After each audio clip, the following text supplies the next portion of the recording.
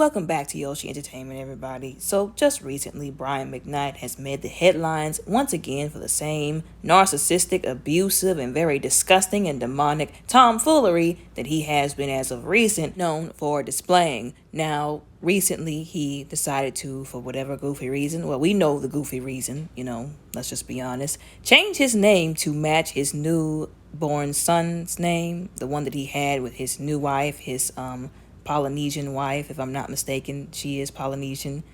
And everybody was scratching their heads. I think the collective of individuals were confused. Whenever I saw that, I was like, what in the reverse airdom is going on here? Who even does that? Where did they do that at? Is where I'm trying to figure out. Like, is he so deeply rooted in his self-hatred and his hatred, obviously, for his skin and for black people, that he would go this far? There were even Polynesians that were saying, we do not claim this man. And it's not because he's black, it's because he's disrespectful.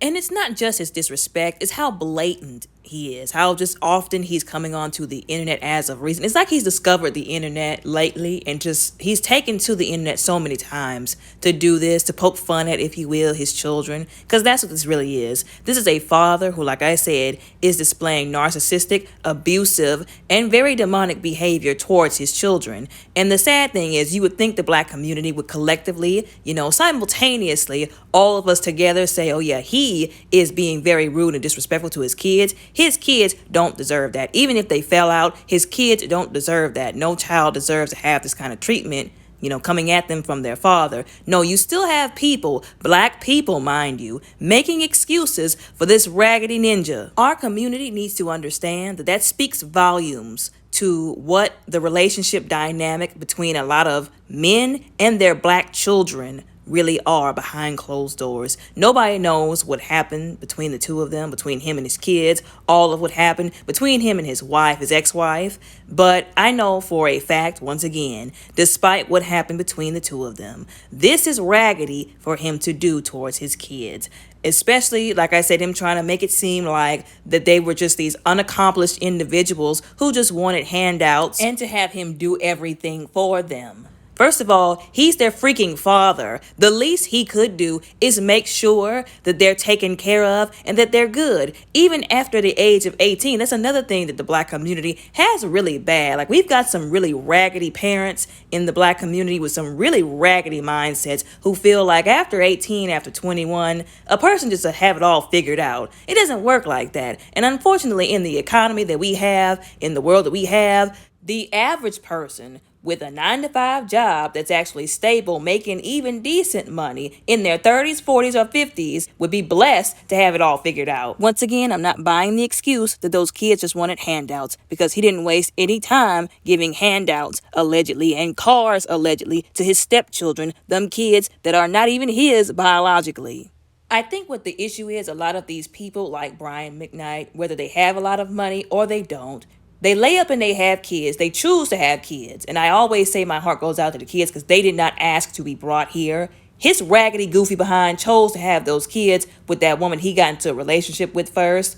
But a lot of these people, they don't actually want to be parents. They don't want to be a mother. They don't want to be a father. They are emotionally absent, emotionally, mentally. They have checked out. They have serious problems that they don't want help with. They don't want to go to therapy to get resolved. They don't want to talk to God about it. Instead, they'll just make their children and their families the victims of their craziness. And that's exactly what he's doing. Like I said, you can see all of the just raggediness, the craziness, these crazy mindsets that he's operating out of, that he is, like I said, taking shots at his kids with. And once again, there are still people who have the audacity to fix their raggedy mouths to blame his kids. Like I said, despite what happened between the two of them, which I don't actually believe anything that they really did that was that bad. Those kids were the same as everybody else's kids. The same things that they did, the same mistakes that they made, were the same mistakes that everybody else's kids made. All they needed was a parent, like I said, who was emotionally available,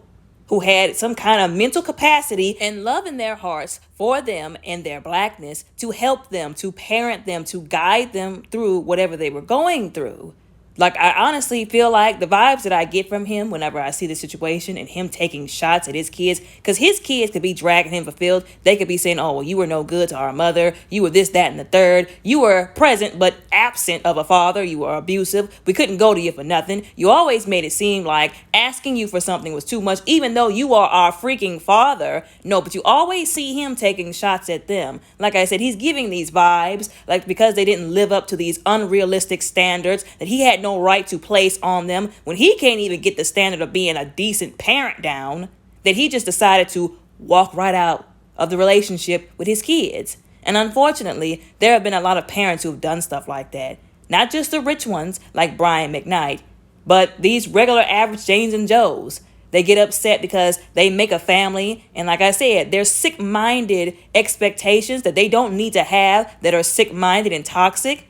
Their family doesn't live up to them. So what do? They throw their family in the garbage, and then they go get another one. And they try to implement that grass is greener on the other side bullcrap that I've said multiple times never works. And speaking of the grass on the other side, any woman that stands by a man who is constantly disrespecting the kids that he had for a previous wife is raggedy as well. Yeah, I said it. His new wife is just as raggedy as he is. Literally, one of the green flags that a man can have who has kids is if he treats his kids well and still has respect for the mother of their child, despite him not being with her anymore. And if y'all have kids together, or he adopts children with you, or he, takes on your children as his stepchildren, he still treats his kids from that previous relationship like they matter, like they exist, like they're people, and with respect. But he does the opposite of all of that. This is a clear indication that she is not a person to him. She is a fetish. Like I said, she is the grass on the other side. But these situations never really pan out the way people expect them to. You can guarantee that just because we see him smiling like the Grinch, like the Cheshire Cat looking goofy from ear to ear.